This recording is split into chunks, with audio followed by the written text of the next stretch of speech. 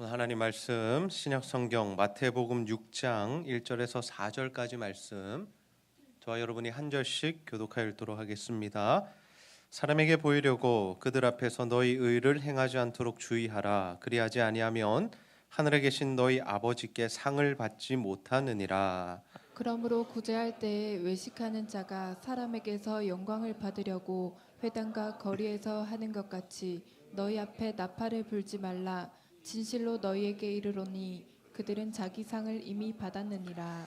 너는 구제할 때에 오른손이 하는 것을 왼손이 모르게 하여 내 구제함을 은밀하게 하라. 은밀한 중에 보시는 너희 아버지께서 갚으시리라. 아멘. 오늘은 구제 이렇게 합시다. 구제 이렇게 합시다라는 제목으로 하나님의 말씀을 나누도록 하겠습니다. 오늘도 하나님을 예배하기 위해 이 자리에 모이신 여러분 모두를 환영하고 축복합니다. 우리 옆 사람과 한번 인사하겠습니다. 사랑하며 삽시다. 여러분, 우리가 이웃과 형제를 사랑하는 삶을 살아갈 때 하나님께서 우리의 예배를 기뻐 받아주시는 줄로 믿습니다. 오늘 우리가 구제에 대한 주제로 이 하나님의 말씀 함께 나누고자 합니다. 예수님께서는 이스라엘 백성들에게, 특별히 자신의 제자들에게 이 산상수훈의 말씀을 들려주시죠. 이 산상수훈의 말씀이 무엇입니까? 하나님 나라의 백성된 자들이 살아가야 할 삶의 새로운 원리죠. 여러분, 우리는 하나님 나라의 백성이 되었습니다. 하나님 나라의 백성이 되었다는 것은 무엇을 의미합니까? 이제는 이 세상의 원리가 아니라 하나님 나라의 원리로 살아가야 한다라는 것이죠. 우리의 소속이, 우리의 정체성이 하나님 나라의 백성이 되었기 때문에 이제는 더 이상 세상이 우리에게 요구하는 그 기준으로 살아가서는 안 된다라는 것이죠. 오늘 우리가 읽게 되는 이 산상수훈의 말씀 중에 예수님께서 어떤 말씀을 하시느냐 하면 이스라엘 백성들이 행해오던 이 경건 생활에 대한 말씀을 하십니다. 6장 전체를 읽어보면 어떤 내용들이 등장합니까? 특별히 금식과 또 기도와 이 구제의 문제가 기록되어 있다라는 거죠. 구약 시대로부터 예수님 시대에 이르기까지 이 구제와 기도와 금식의 문제는 굉장히 중요한 가치로 자리 잡고 있었다라는 것입니다. 그 당시부터 해서 계속해서 예수를 믿는 자들이, 하나님의 백성들이 그 일을 중요하게 생각하며 실천해 왔다라는 것이죠. 오늘은 그 세 가지 중에 우리가 이 구제에 대한 말씀 함께 나누고자 합니다. 우리가 이 구제에 대한 말씀을 나누면서 이 원리를 제대로 파악하고 올바로 알면 이 모든 신앙생활의 원리가 이와 동일하게 진행되는 것을 우리가 알 수 있습니다. 여러분, 평소에 구제의 삶을 어떻게 실천하며 살아가고 있으십니까? 더 구체적으로 여러분 형제와 이웃을 어떻게 사랑하고 그들을 도와주며 살고 있으십니까? 여러분, 우리는 과연 어떠한 구제를 실천해야 할까요? 하나님께서 우리에게 원하시는 올바른 구제의 모습은 무엇일까요? 바라기는 여러분 모두가 오늘 말씀을 통하여서 하나님께서 우리에게 원하시는 구제가 무엇인지를 올바로 깨달으시고 그 구제의 삶을 실천함을 통하여서 하나님이 베푸시는 상을 받아 누리는 저와 여러분이 다 되시기를 주님의 이름으로 축복합니다.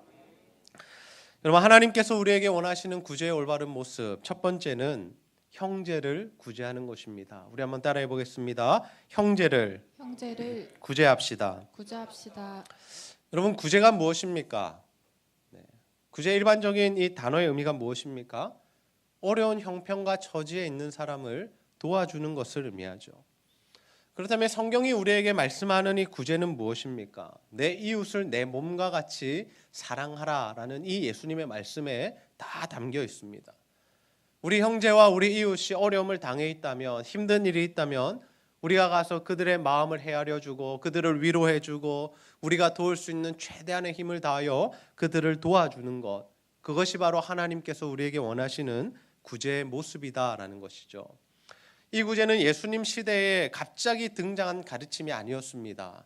구약 시대로부터 예수님 당시에까지, 그리고 예수님 이후에 이 신약 교회까지 이르는 이 계속해서 흐르는 주된 가치요 주제였다라는 것이죠.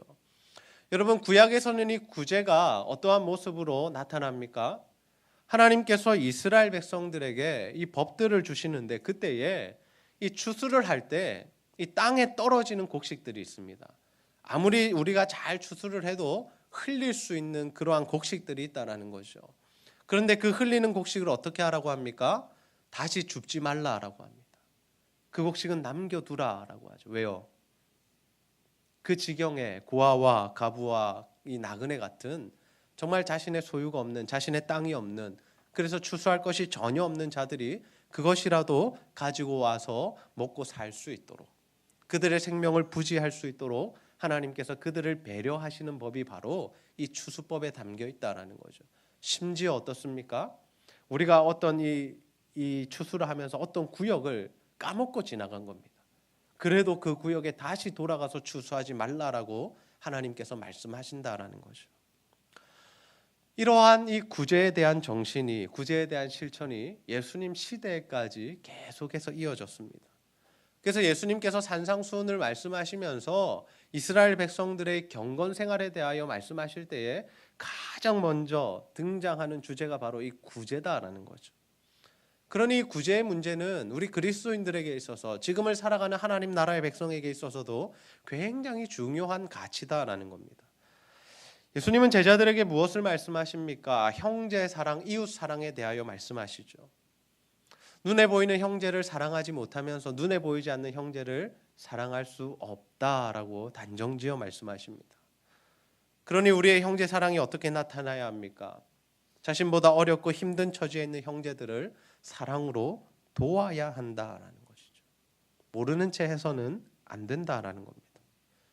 그리고 예수님의 제자 사도 요한은 이러한 말씀을 하고 있습니다. 우리 요한일서 3장 17절에서 18절 말씀 한 목소리로 함께 읽어보겠습니다. 시작. 누가 이 세상의 재물을 가지고 형제의 궁핍함을 보고도 도와줄 마음을 다들면 하나님의 사랑이 어찌 그 속에 거하겠느냐. 자녀들아, 우리가 말과 혀로만 사랑하지 말고 행함과 진실함으로 하자. 아멘. 사도 요한이 그 시대의 신약교회 성도들에게 주었던 메시지가 무엇이냐면, 여러분, 우리가 형제를 사랑한다는 것은 말과 혀로만 하는 것이 아닙니다. 우리가 형제를 사랑한다는 것은 행함과 진실함으로 해야 하는 것입니다. 그러면 그 행함과 진실함이라는 것이 무엇이냐? 결국에 자신이 가지고 있는 세상의 재물을 가지고 형제를 돕는 것, 지금 시대로 이야기하면 우리가 가지고 있는 돈으로 다른 형제를 도와주는 것, 그것이 우리가 형제의 사랑을 실천하는 구체적인 방법이다라는 것이죠.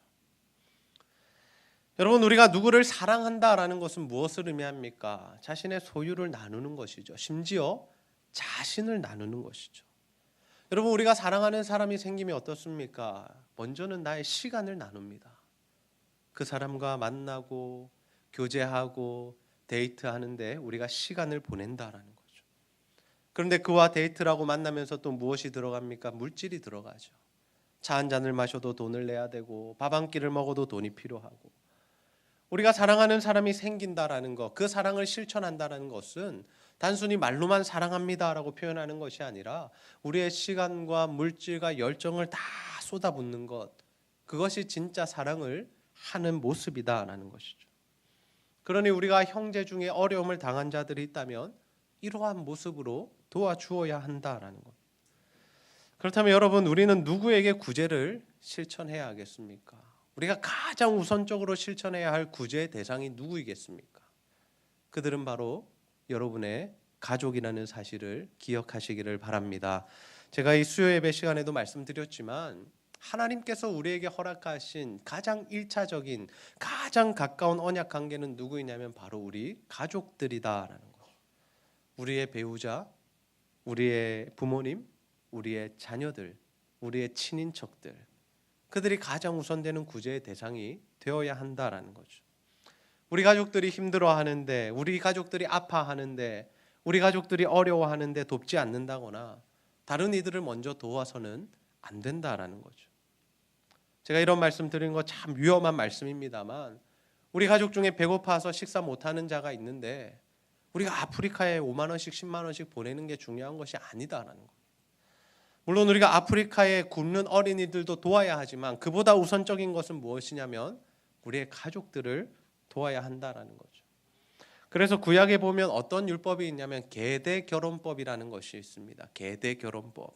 그것이 무엇이냐면 한 남자가 여자와 결혼했는데 그 가정에 아들이 없으니 그 남편이 죽었을 때 그 아내에게 그 형제와 가장 가까운 형제가 들어가서 아들을 가지게 해주는 것이었습니다. 야, 우리 지금 시대로 생각 어떻게 뭐 형수와 잠자리를 가져서 아이를 낳느냐? 우리가 이렇게 좀 윤리적으로 이상하게 생각할 수 있지만 그 시대에는 왜 이러한 법들이 필요했느냐 하면 이 기업이라는 것, 유산이라는 것은 누구에게만 내려갔냐면 아들에게만 내려갔다라는 거죠. 그러니 그 아버지가 가졌던 땅, 그 아버지가 가졌던 재산, 그 아버지가 가진 모든 것들이 누구에게 내려갔다는 겁니까? 아들에게 내려갔다는 거죠. 그래서 아들이 없이 죽으면 그 가정이 더 이상 이어받을 수 없기 때문에 그 유산을 이어받게 해주려고 그 형제들이 그러한 일들을 했다라는 것이죠. 그리고 그 시대에는 누가 이래서 주로 이렇게 생계를 책임졌습니까?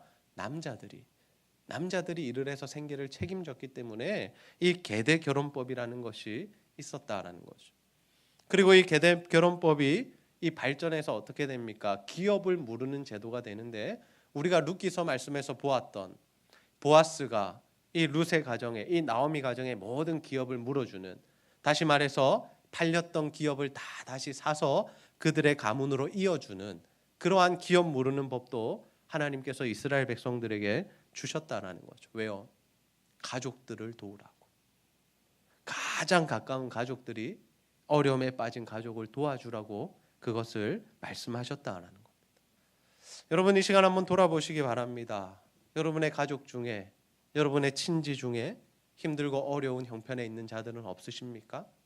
만약 그러한 자들이 있다면 여러분 찾아가셔서 정말 하나님의 사랑을 실천하시고 그들에게 도움을 주는 이 하나님의 말씀을 실천하는 자들이 다 되시기를 주님의 이름으로 축복합니다. 그러나 여러분 우리의 구제의 대상은 가족에서만 머물러서는 안 되죠.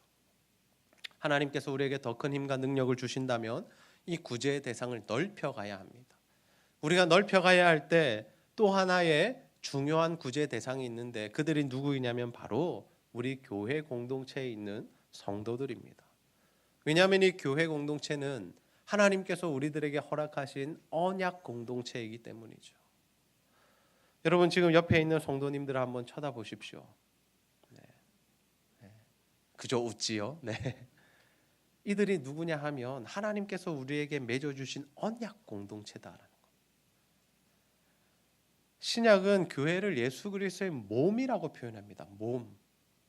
여러분 제 몸이 있습니다. 제 몸에 여러 지체들이 있죠. 손가락도 있고 발가락도 있고 배도 있고 어깨도 있고 여러 장기들이 다 있습니다. 그것과 같이 교회라는 것은 여러 사람들이 모여서 한 몸, 한 지체를 이룬다라는 거죠. 그러니 우리가 손가락이 아플 때에는 온몸이 어떻게 해야 됩니까? 손가락을 낫게 하는 일에 집중을 해야 하죠. 우리는 누가 말하지 않아도 반사적으로 우리가 이러한 모습이 나타납니다. 손가락이 칼에 비었을 때 어떻게 합니까? 아이고 손가락 너 아프니 나는 괜찮다 그럽니까? 아니죠. 당장에 가서 손을 쥐어 딱 잡죠. 아프니까 피가 나니까. 네. 늘 배가 아픈 사람도 어쩌고 있습니까? 늘 배 만지고 있죠. 네. 배야 아프냐? 내 팔은 괜찮다 이러면서 우리가 무시하지 않는다라는 겁니다. 여러분 우리가 이러한 이 형제 사랑, 교회 공동체를 돌아보는 사랑을 실천할 때 우리 교회는 어떠한 모습으로 실천하고자 할까요? 우리 교회는 셀이 있습니다. 셀은 작은 교회입니다. 셀은 단순히 친목 모임, 교제의 모임이 아니라 작은 교회다라는 거죠. 이 작은 교회에 해야 할 역할은 무엇이냐면 그 교회 안에 어렵고 힘든 자들이 있다면 도와주는 역할을 해야 한다라는 거죠. 물론 교회에서 일괄적으로 어려운 형편에 있는 성도들을 조사해서 그들을 일괄적으로 도와줄 수도 있습니다. 그러나 여러분 우리가 셀에서 그 어려운 형편에 있는 형제와 자매들을 돕는 것이 중요한 이유가 무엇이냐면 그러한 것들을 통해서 우리가 이 상호를 책임지는, 서로를 책임지는 언약 공동체로 자라날 수 있기 때문이죠. 나의 주머니를 열어서, 나의 지갑을 열어서 내 주변에 있는, 나와 가까이 있는 성도들을 도울 때 정말 하나님께서 우리 교회 공동체가 어떤 존재인지 배울 수 있고 그들을 사랑하는 것을 실천하는 것을 우리가 배워갈 수 있다라는 거죠. 그래서 우리가 매월 마지막 주에는 이 셀 모임에서 특별한 시간을 가지고자 합니다. 오늘부터인데요. 오늘부터 우리가 어떤 시간을 가지고자 하냐면 각자 자신의 셀에 해당하는 선교사님의 이 선교 편지를 읽고 그분을 위하여 기도하고 그분들을 향한 선교 헌금을 우리가 내려고 합니다. 기존의 교회에 이 주일 예배 시간에 헌금을 하셨던 분들 그대로 하셔도 좋습니다. 그런데 우리가 이 선교 헌금을 따로 하는 시간을 가지는 이유가 무엇이냐면 우리가 후원하는 선교사님들만이라도 우리가 그들을 기억하고 기도하자라는 거죠. 영적으로 우리가 그들과 관계를 맺고 우리가 그들을 후원하자라는 것입니다. 아, 교회에서 후원하지 않습니까? 맞습니다. 교회에서 일정 금액 후원하고 있습니다. 그러나 그 후원 금액이 작다 크다의 문제가 아니라 우리가 정말 그 선교사님들을 상호 책임지는 모습으로 섬기기 위해서 이러한 모습으로 우리가 하기로 결정을 했다는 거죠. 또 필요한 부서에서는 필요한 셀에서는 그 시간에 구제 헌금도 하시기 바랍니다. 그래서 셀원들 가운데 어려움에 처한 성도들 정말 도우는 그러한 모습을 보여주시기 바랍니다. 여러분, 저는 우리 제자들교회 성도님들이 정말 이렇게 형제를 사랑하며 정말 형제에게 사랑을 실천하고 구제하는 일에 힘을 다하는 자들이 다 되시기를 소원합니다. 여러분, 우리가 11조와 감사헌금은 하나님을 향한 우리의 믿음의 고백이라면 우리가 선교헌금과 구제헌금은 형제를 향한 사랑의 표현이죠. 많은 금액을 드리라는 것이 아닙니다. 여러분에게 물질적인 부담을 주고자 함도 아닙니다. 여러분이 성도를 사랑하는 마음, 여러분이 선교사님을 사랑하는 마음을 함께 표현해 보자라는 거죠. 이처럼 저는 우리 제자들 교회가 형제를 향한 구제를 몸소 실천하는, 말과 혀로만 하는 것이 아니라 진실과 행함으로 하는 자들이 다 되시기를 주님의 이름으로 축복합니다.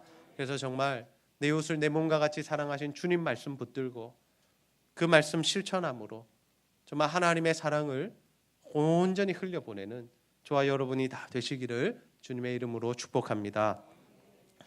여러분, 하나님께서 우리에게 원하시는 구제의 올바른 모습은 무엇일까요? 두 번째로 은밀하게 구제하는 것입니다. 우리 한번 따라해 봅시다. 은밀하게 구제합시다. 예수님은 우리를 향하여 형제와 이웃을 향해 이 구제를 실천하라고 말씀하시죠.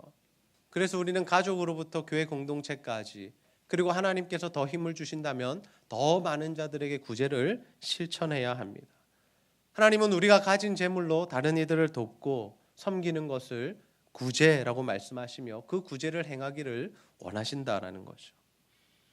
여러분, 구제는 하나님의 뜻입니다. 우리가 해도 되고 안 해도 되는 것이 아니라 반드시 우리가 해야 할 일이 바로 이 구제다라는 거죠.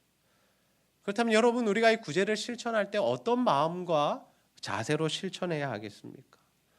예수님은 우리가 구제를 할 때에 사람에게 드러내지 말라라고 말씀하시죠. 우리 마태복음 6장 2절 말씀 함께 한번 읽어보겠습니다. 시작. 그러므로 구제할 때에 외식하는 자가 사람에게서 영광을 받으려고 회당과 거리에서 하는 것 같이 너희 앞에 나팔을 불지 말라. 진실로 너희에게 이르노니 그들은 자기 상을 이미 받았느니라. 아멘. 예수님은 구제를 하면서 사람들에게 영광을 받기 위해서, 즉 사람들에게 나의 구제하는 모습을 보여주고 내가 정말 이렇게 살아간다라는 것을 드러내기 위하여 나팔을 부는 행위를 하지 말라라고 하죠. 여러분, 나팔을 왜 불었습니까? 나팔을 불면 사람들의 이목이 집중되기 때문입니다. 무슨 일이 있지? 라고 쳐다보기 때문이죠. 그때 자신이 구제를 한다면 모든 사람이 보는 데서 구제를 할 수 있기 때문에 그것은 무엇입니까? 바로 이 자신의 영광을 드러내는 것이죠. 근데 예수님께서 하시는 말씀이 무엇이냐면 그러한 행동으로 구제를 할 때 어떤 일이 있다라고 합니까? 그들은 자기 상을 이미 받았다라고 합니다. 그것도 물론 귀한 구제다라는 거죠. 하나님께서 말씀하신 구제를 실천한 것이다라는 거죠. 그런데 그렇게 한 구제는 하나님께 받을 상은 없다라는 겁니다. 왜요? 이미 사람에게 상을 다 받았기 때문에. 사람에게 영광을 받았고 사람에게 칭찬을 받았기 때문에 하나님께서는 그 구제에 대하여 상을 주시지 않겠다라는 겁니다. 여러분, 우리가 죄를 범하거나 부끄러운 행동을 할 때는 어떠한 생각이 듭니까? 사람들이 좀 나를 안 봐줬으면 좋겠다라는 생각을 하죠. 우리의 부끄러운 모습을 다른 이들에게 보여주고 싶지 않은 것이 우리의 본능적인 반응이다라는 것입니다. 제가 중학교 시절에 저희 집안이 참 어려웠습니다.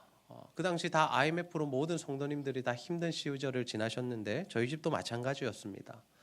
그래서 제가 중학교 시절에 도시락을 싸갔는데 도시락의 반찬이 늘 뭐였냐면 김치였습니다. 네. 요즘 시대의 김치는 금치라고 부를 만큼 야 김치 싸갔으면 부자 아니냐, 비싼 거 싸간 거 아니냐 그렇게 말씀하실 수 있지만 그 당시에 김치는 그냥 평범한 음식이었죠. 그래서 저는 늘 이렇게 김치만 싸갈 만큼 그렇게 이렇게 형편이 좋지 않은 상황이었죠. 그 시절 제가 친구들에게 그래도 이 김치를 꺼내놓고 함께 이제 반찬을 나눠 먹으며 식사를 했는데 그것보다 더 보여주기 싫은 한 가지가 있었는데 그것이 무엇이었냐면 바로 제 헤어진 운동화였습니다. 저에게는 운동화가 하나밖에 없었는데 특별히 앞부분에 제가 축구를 하다 보니까 앞부분이 헤어진 겁니다. 뜯어진 거죠. 뜯어져 가지고 좀 색이 이 다른 부분과 달랐습니다. 다른 부분은 이 청색이었는데 그 부분은 하얗게 해진 거예요. 그래서 그 부분을 가리려고 제가 어떻게 했냐면 막 매직을 막 색칠하고 사인펜 칠하고 막 이렇게 다녔던 기억이 있습니다. 우리가 이런 모습들은 왜 나타납니까? 다른 이들에게 보여주기 싫다는 거죠. 저의 부족한 부분, 저의 연약한 부분들을 보여주기 싫다라는 거죠. 이것이 사람의 마음입니다. 나의 부족한 부분, 나의 연약한 부분, 사람들에게 보여주기 싫다라는 거죠. 그런데 반대로 우리에게는 어떤 마음이 있습니까? 나의 잘난 부분, 나의 강한 부분, 이런 부분들은 우리가 사람들에게 보여주고 싶죠. 내가 뭔가 사람들에게 착한 일을 행했거나 칭찬받을 일을 행했거나 뭔가 존경받은 일을 했을 때 우리는 사람들이 알아주기를 원합니다. 그래서 내가 누군가를 도와주거나 특별히 사회에 어떤 기여를 한다거나 아니면 교회를 세워가는 헌신을 했을 때 사람들이 나를 알아주고 높여주기를 원하는 마음이 우리 안에 있다라는 거죠. 이것은 우리의 본성이다라는 겁니다. 그래서 그 본성을 아직까지 버리지 못한 저는 국민학교 때 받았던 상장도 아직도 가지고 있습니다. 막 아내에게 보여주었고요. 제가 그 왜 가지고 있겠습니까? 나중에 자녀들이 크면 보여주려고요. 네. 네. 너무 멋있죠. 네. 네. 정말 그러면 안 되는데 그래도 보여주고 싶어요. 우리는 이처럼 잘난 모습은 좀 보여주고 싶고 칭찬받고 싶은 마음이 있습니다. 그런데 예수님은 우리가 그러한 모습으로 구제를 실천하며 하나님께 받을 상이 없다라고 말씀하십니다. 여러분 우리가 하나님께 상을 받는 것이 더 귀한 일입니까? 사람들에게 칭찬을 받는 것이 더 귀한 일입니까? 하나님께 받아야겠죠. 우리가 신앙생활하는 모든 모습이 동일합니다. 이거는 구제만의 문제가 아니다라는 거죠. 우리가 신앙생활하면서 어떠한 행위를 하든지 어떠한 헌신을 하든지 어떠한 일들을 하나님 앞에 하든지 우리가 그 일을 행하면서 정말 사람에게 칭찬을 받는 것이 아니라 하나님 주시는 상을 받아야 한다는 거죠. 일단 우리가 하나님께 상을 받기 위해서는 어떠한 자세로 신앙생활하고 구제를 해야 할까요?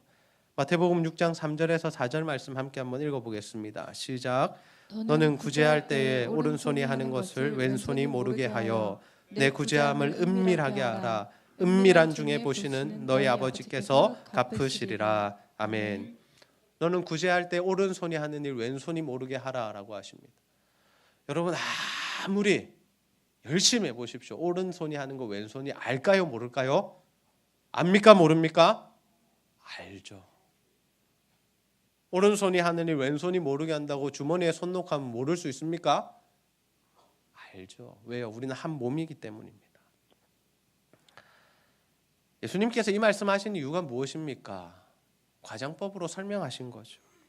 우리가 형제를 구제하며 그들을 돕는 일을 실천하면서 그것을 사람들에게 드러내지 말고 조용히 하라는 것입니다. 심지어 자신의 만족을 위해서도 하지 말라는 의미입니다. 우리가 누군가를 돕고 우리가 신앙생활을 하면서 자신의 만족을 위해서 하는 것도 하나님께서 기뻐하시지 않는다라는 거죠. 우리가 구제를 아무리 은밀히 해도 시간이 지나면요 사람들이 그것을 다 알게 됩니다. 그래서 사람들은 구제하는 사람을 칭찬하고 높여줍니다. 왜요? 그것은 당연히 마땅히 칭찬받아야 할 일이기 때문이죠. 나쁜 일이 아니지 않습니까? 하나님의 말씀을 실천했기 때문에 잘한 일이고 저도 그런 성도들을 보면 칭찬해 주는 것이 목회자의 역할이죠. 그러나 그러한 칭찬이 이어지다 보면 이 구제하는 사람의 마음이 변하게 됩니다. 우리가 그것을 주의해야 하는 겁니다.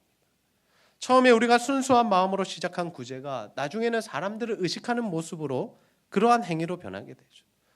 그리고 그 구제를 통하여서 나는 잘하고 있다, 정말 나는 잘 살고 있다라는 자기 만족에 빠지게 된다는 것. 예수님은 이것을 주의하라고 오른손이 하는 일을 왼손이 모르게 하라라고 우리에게 말씀하신 것입니다. 여러분, 제가 사람들에게 칭찬을 받는 일은 많이 없습니다만 사람들이 저를 칭찬해 주니까 참 기분이 좋더라고요.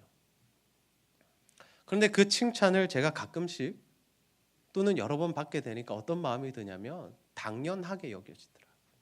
그렇지, 내가 그런 사람이지, 내가 이것 잘하지. 무슨 말씀이냐면 우리가 사람에게 칭찬을 받다 보면 우리의 마음이 높아진다는 거예요. 우리의 마음이 교만해진다는 거죠. 여러분, 우리가 이 구제를 하면서 신앙생활을 하면서 늘 어떤 자세를 유지해야겠습니까? 바로 종의 자세입니다. 우리가 지난번에도 말씀을 나누었지만 종의 자세가 무엇입니까? 하나님, 나는 무익한 종입니다. 나는 해야 할 일을 했을 뿐입니다 라는 이 고백을 하는 자세가 있어야 한다는 거죠. 열심히 우리가 무언가를 한 이후에 사람들이 우리를 칭찬하고 높여줄 때가 있습니다. 그것은 당연한 반응이다라는 거죠. 그때 우리가 어떻게 해야 된다는 겁니까? 그럼요, 제가 잘했습니다, 제가 그런 사람입니다. 아니면 그런 마음이 있으면서 아닌 척 하느라 아이고 뭘요, 아유 뭐 그런 말씀을 하세요. 아닙니다. 그게 아니라 정말 하나님 앞에서 나는 하나님 앞에 해야 할 일을 했습니다.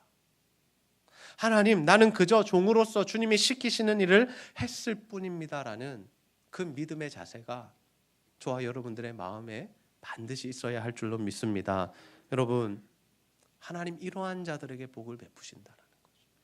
하나님 이러한 자들에게 상을 주신다라는 거죠. 철저히 자신을 부인하고 하나님께만 영광을 돌리는 사람들에게 하나님의 상이 부어지는데 그 상은 엄청난 상이다라는 거죠. 여러분, 저는 우리 제자들 교회 성도님들 모두가 형제를 향한 구제와 사랑을 실천하시되 정말 은밀히 하는 자들이 되시고 또 사람에게 드러났을 때라도 이 종의 자세를 끝까지 유지하는 자들이 다 되셔서 사람의 칭찬이 아니라 정말 하나님이 주시는 상을 받는 저와 여러분이 다 되시기를 주님의 이름으로 축복합니다. 말씀을 정리하겠습니다. 오늘이나 하나님께서 우리에게 원하시는 올바른 구제란 무엇인가에 대한 말씀을 함께 나누었습니다.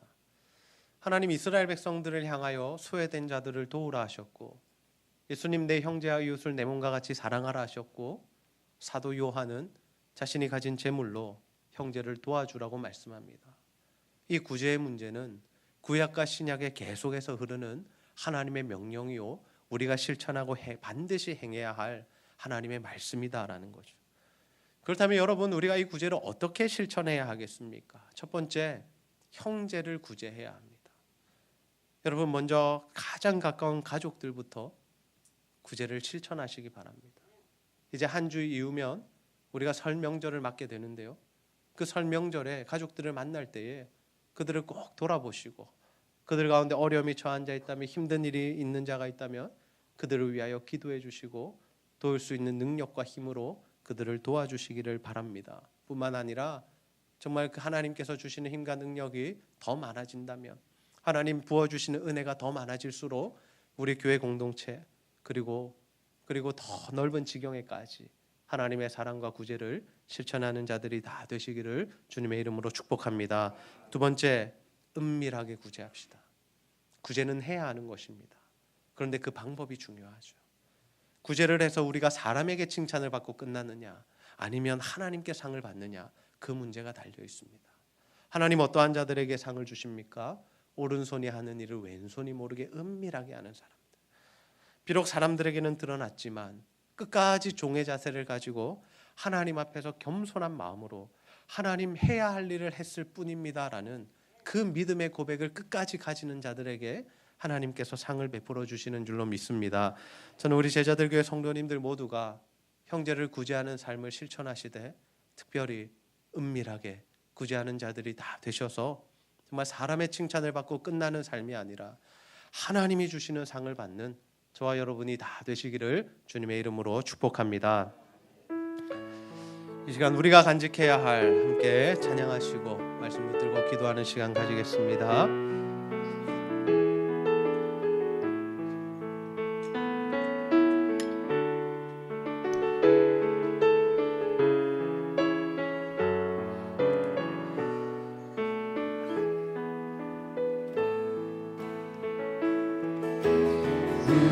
우리가 간직해야 할 소중한 것 있다면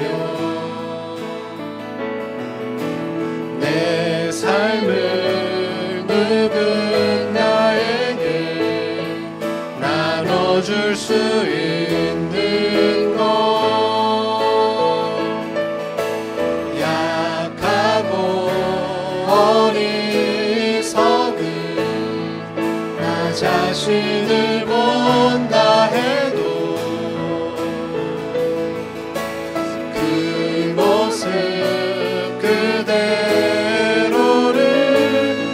사랑할 수 있으면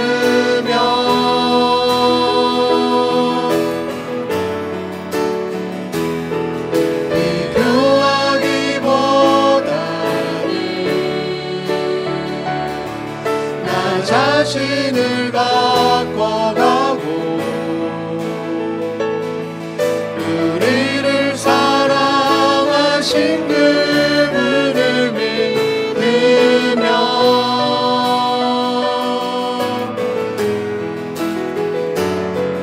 외로운 사람들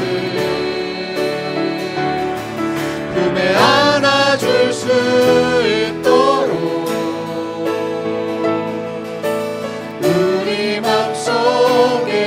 소중한 것은 간직하며 살아요. 약하고 어리석은 나 자신을 본다 해도 그 모습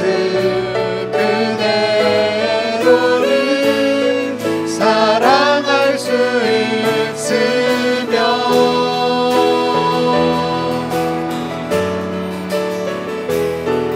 내 안에 숨겨진 큰 비밀을 발견하고 그 소중한 그 안에 내 삶을 이루며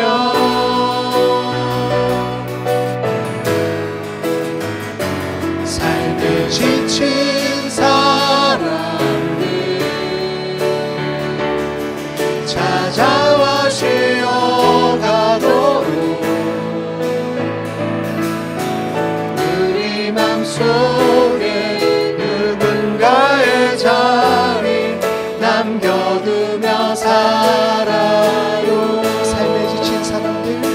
삶에 지친 사람들 찾아와 쉬어가도록 우리 맘속에 누군가의 자리 남겨두며 살아요. 사랑하며 살아요. 우리 시간 말씀 붙들고 한번 기도하겠습니다. 하나님께서 우리에게 구제를 명령하셨습니다. 아버지, 우리가 이웃을 사랑하는 삶, 형제를 돌아보는 삶, 사랑을 실천하는 삶 살아가게 하여 주시옵소서. 가장 가까운 가족들부터 우리가 돌아보게 하시고 하나님 주시는 힘과 능력으로 교회 공동체를 섬기게 하시며 또 더 나아가서 더 많은 자들에게도 하나님의 은혜와 사랑을 흘려보낼 수 있도록 인도하여 주시옵소서. 그러나 하나님, 우리가 그 구제와 사랑을 실천할 때에 정말 왼손이 하는 것을 오른손이 모르게 하듯 아버지, 정말 하나님 앞에서 겸손한 마음으로 은밀한 자세로 아버지, 우리가 구제를 실천하게 하여 주셔서 사람에게 영광 받지 않게 하여 주시고 정말 하나님 주시는 상을 받는 우리들 되게 하여 주시옵소서. 우리가 이러한 기도의 제목들 가지고 하나님 앞에 간절히 한번 기도하도록 하겠습니다. 아버지 하나님 참으로 감사합니다. 오늘 하나님 말씀을 통하여서 아버지 하나님 우리가 하나님 앞에서 어떠한 모습으로 구제를 실천해야 할지 하나님의 사랑을 실천해야 할지를 깨닫게 하여 주시니 너무나 감사합니다. 아버지 하나님 우리의 삶 가운데 아버지 하나님 사랑을 실천하며 이웃을 돌아보는 모습이 있게 하여 주옵소서. 아버지 이웃을 사랑하는 모습이 아버지 하나님 우리의 삶 가운데 반드시 아버지 실천될 수 있도록 인도하여 주옵소서. 하나님의 명령을 지키며 살아가기를 소원합니다. 아버지 하나님 붙드시고 하나님 역사하여 주시옵소서. 하나님 특별히 원하는 것은 아버지 하나님 우리가 은밀하게 구제하기를 원합니다. 아버지 하나님 주시는 상을 받기를 원합니다.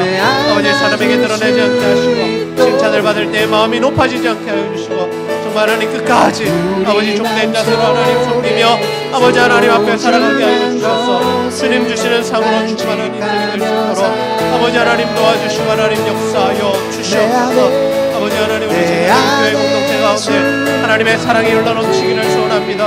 선교사를 향한 사랑, 형제와 이웃을 향한 사랑이 흘러넘치게 하여 주셔서 아버지 그 사랑이 온전히 하나님 흘러가게 하시고 표현되게 하시고 그래서 하나님 어려움에 처한 형제들이 살아나며 그들이 하나님의 사랑을 하나님 경험할 수 있도록 주여 아버지 하나님 도와주시기를 원하오니 아버지 하나님 함께 하시고 하나님 역사하여 주시옵소서. 아버지 하나님 들어주시기를 원합니다. 하나님 역사하여 주시기를 소원합니다.